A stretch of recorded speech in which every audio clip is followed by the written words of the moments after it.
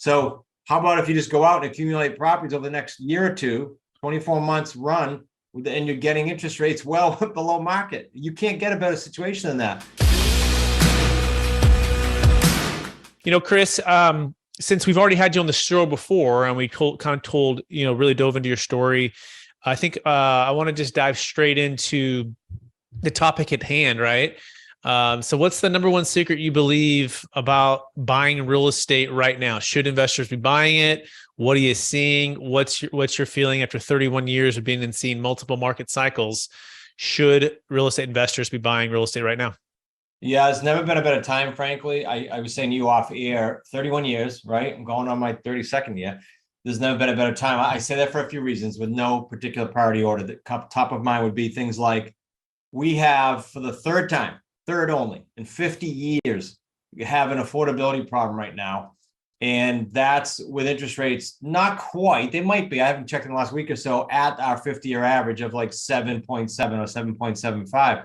So if there's already an affordability issue, what's going to happen if and when rates creep a little higher? And sadly, you've got hundreds of thousands, I don't know the number, of buyers that have been pushed to the sidewalk that, Brett, you and I know, like a year ago, 9 months ago, they were ready to buy. They thought, oh, these are cool rates. And all of a sudden, boom, they're out of the market if they were on the cusp, qualification-wise. So there's just this massive amount of buyers that all of a sudden can't get a home. Therefore, demand's starting to come down with all the sellers. And that just screams loudly to creative financing. And think about this. You've got rates out there. We're buying homes right now with rates of like 2.75 to 4%. We're buying them by simply one of our methods, which is subject to existing financing. So how about if you just go out and accumulate properties over the next year or two, 24 months run, and you're getting interest rates well below market. You can't get a better situation than that. And sellers that were 9 months ago wanted nothing to do with it, 6 months ago wanted nothing to do with us because they could sell like hotcakes. They're calling now, like they're coming out of the woodwork now. And some people are in trouble. So I could go on and on, but that one piece is driving creative real estate through the roof. So make sure I capture that, right? So for the third time in 50 years, affordability problem issue, along with a massive amount of buyers that have now been, sidelined.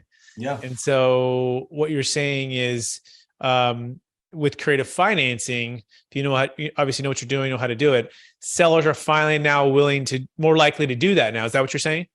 Yeah, it's like it was, all the way until just when COVID made the market go crazy, right? Because even at the beginning of COVID, sellers were more prone to. They just got a little happy when the market went crazy. And so we're back to that point where we have to talk to a lot less people. That's all it is. It's not creative real estate operates great always. It's just that we have to talk to a lot less people now, and people need us a lot more than ever. They need a guide right now. Got it. Okay. So, so step one is understanding the opportunity, right? Understand there's a lot of less buyers that are competing for deals because they're just kind of out of the market. What would be kind of step two to understanding that now is a great opportunity to buy in 2023?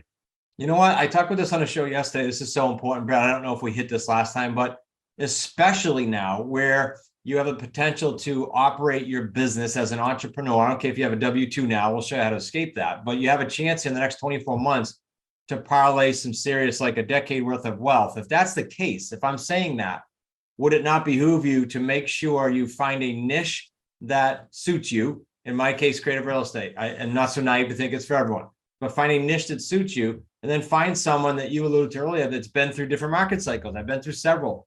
And so again, if that fits for you, phenomenally. But if not, there's other people that have been through other cycles. The scary part is people see the opportunity here, they hear about it, and then they say, great. And then they stumble upon a product that doesn't offer them anything because people can market.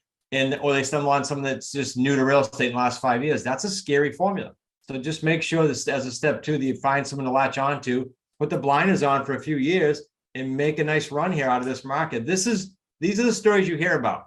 In like 4 years, they're like, oh yeah, they amassed this fortune. Yes, because they took action when the media was screaming the opposite. That makes sense. Right, absolutely.